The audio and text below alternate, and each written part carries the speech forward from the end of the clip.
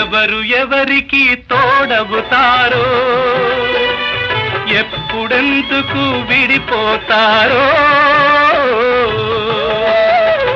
మమతను కాదని వెళతారు, మనసే చాలని ఉంటారు. ఎవ్వరి పయనం ఎందాకో అడగదు ఎవ్వరిని, బదులే దొరకదని.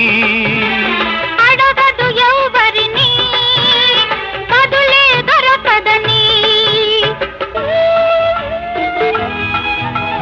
కడుపు తీపికి రుజువేముంది, అంతకు మించిన నిజమేముంది.